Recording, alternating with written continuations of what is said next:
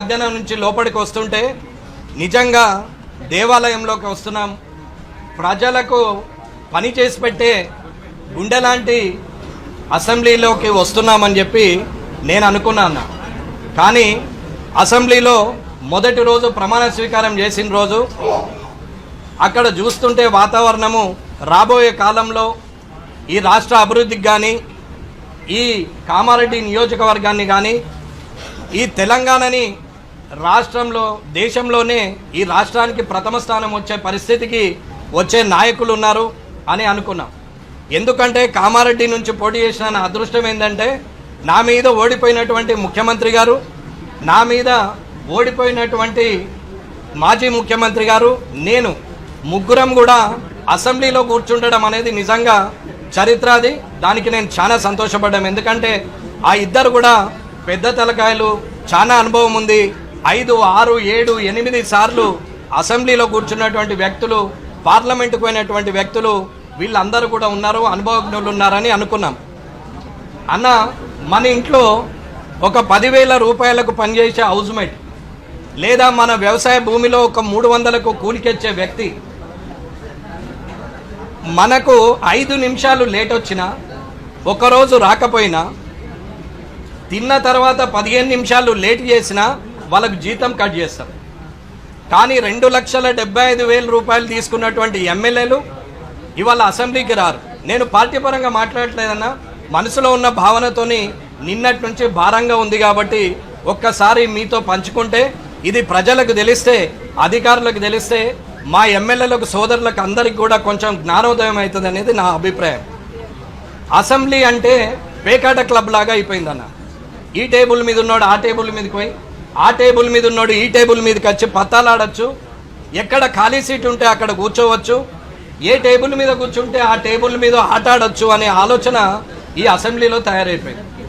అన్న, 2,75,000 జీతం తీసుకున్నటువంటి వ్యక్తి అసెంబ్లీకి రావడమే మానేసారు. సగం మంది వస్తారు, వచ్చిన సగం మందిలో 2 నాయకులు మాట్లాడితే 60 మంది జపం చేస్తారు, అల్లరి చేస్తారు. ఇటు పక్కన 2 మాట్లాడితే 20 మంది అల్లరి చేస్తారు. వాళ్ళు మాట్లాడితే వీళ్ళు అరవడం, వీళ్ళు మాట్లాడితే వాళ్ళు అరవడం తప్ప పెద్దగా ప్రజలకు ఒరిగినటువంటి ప్రయోజనం ఏమీ లేదు. ఈ థర్డ్ సెషన్లో కూడా ఎవరికి వాళ్ళే గొప్పలం అనుకుంటున్నారు. కొందరు మాట్లాడతారు, రాజకీయం వేరు,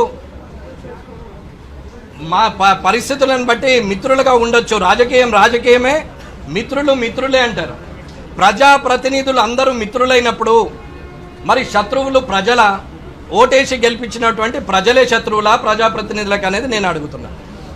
ఏ ఒక్కరు కూడా ప్రజలకు సంబంధించిన అంశాన్ని లేవనెత్తి మాట్లాడరు. కానీ తన ప్రభుత్వం గొప్పది, తన ప్రభుత్వం గొప్పది అని చెప్పి మాట్లాడే వ్యక్తులే తప్ప ప్రజల గురించి మాట్లాడే వాళ్ళు లేరు.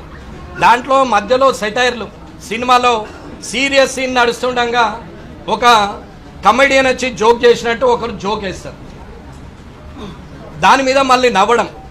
అప్పుడే ప్రతిపక్షం అధికార పక్షాన్ని, అధికార పక్షం ప్రతిపక్షాన్ని, నాతో సహా నేను ఏ ఒక్కరిని పార్టీని బట్టి మాట్లాడట్లేదు, వారు మాట్లాడి అప్పటిదప్పుడే మళ్ళీ జోక్ వేసుకుంటారు, సీరియస్గా మాట్లాడతారు, వెళ్ళిపోయి కాలించుకుంటారు.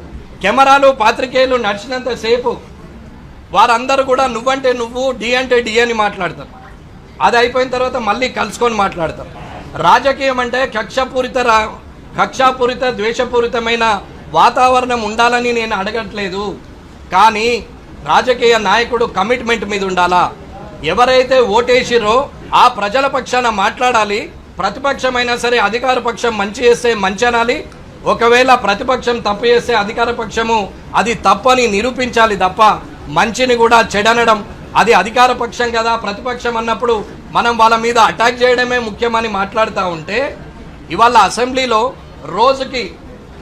రోజుకి ఎమ్మెల్యేలకు 10 లక్షల జీతాలు, నెలకు 3,30,30,30,30,00,000 జీతాలు వస్తాయి. ఇవన్నీ టెన్షన్గా 1వ తారీఖు వస్తాయి అన్న, నాకు కూడా పడుతుంది 1వ తారీఖు. ఇవాళ కనీసం అక్కడికి వచ్చి మాట్లాడాలన్న మినిమం కామన్ సెన్స్ కూడా ప్రజాప్రతినిధులకు లేదు.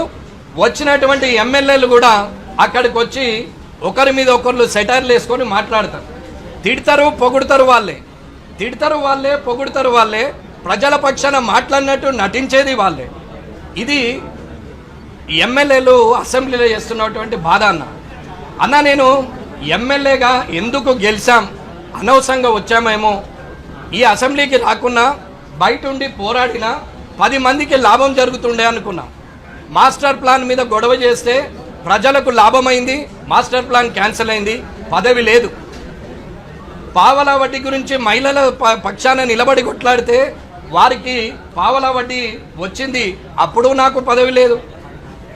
అలాగే ఎన్నో కార్యక్రమాలు చేసినప్పుడు అది ప్రజలకు లాభమైంది. కానీ ఒక ఎమ్మెల్యేగా, ఒక నియోజకవర్గ నాయకునిగా, ఒక పార్టీ ప్రతినిధిగా అసెంబ్లీకి నన్ను ప్రజలు పంపిస్తే ఏమీ చేయలేని నిస్సహాయ స్థితి అసెంబ్లీలో కనపడుతుంది.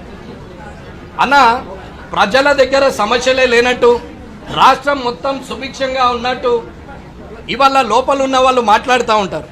పాపం అక్కడ వస్తూ ఉంటే గేట్ కాడ పోలీసు వాళ్ళు కూడా చెప్తారు, అన్న మాకు సరెండర్ లీవ్స్ రాలేవు, గత ప్రభుత్వం ఇవ్వలేదు, డిఏలు 5 పెండింగ్ ఉన్నాయి, 3 పెండింగ్ ఉన్నాయి, సరెండర్ లీవ్స్ 5-6 పెండింగ్ ఉన్నాయి, మాకు అసలు ఏరియర్స్ రావట్లేదు, పిఆర్సీ ఏరియర్స్ కూడా ఇప్పటి వరకు ఇవ్వలేదు, పిఆర్సీ కొత్తది మళ్ళీ వచ్చింది, కానిస్టేబుళ్లకు కనీసం ప్రమోషన్ యోగం లేదు అని పోలీసులు వానల ఎండల రోడ్డు మీద నిలబడి ఈ నాయకులను, ఈ ఎమ్మెల్యేలను అసెంబ్లీకి పంపిస్తుంటే వాళ్ళ ఘోష మాత్రం వీళ్ళకు వినపడదు.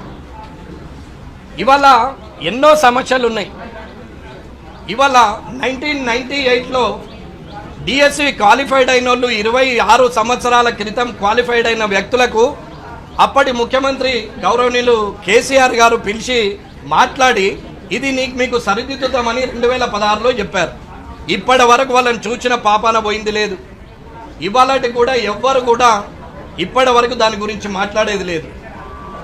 అన్న ఇవాళ గెస్ట్ లెక్చరర్లు, ఇవాళ టీచర్లు, ఇవాళ జియో 317 కానీ, ఇవాళ ఉన్నటువంటి సమస్యలు జియో 46 కానీ, ఉద్యోగాలు లేక నిరుద్యోగులుగా యువత రోడ్డు మీద పడి ఏడుస్తూ ఉంటే వీళ్ళు ఇందులో నవ్వుతూ, నీళ్లు తాగుతూ, సెటైర్లు వేస్తూ, మధ్యాహ్నము ఉదయం టిఫిను, మధ్యాహ్నం మళ్ళీ మటన్, చికెన్, ఫిష్తోని సహా, ఎగ్గులతో సహా భోజనాలు ఉంటాయి వీళ్ళకి. వీళ్ళ బాధ్యతారాహిత్యంగా ఉన్నప్పుడు ఈ ఎమ్మెల్యేలో మార్పు రావాలని కోరుతున్నాం.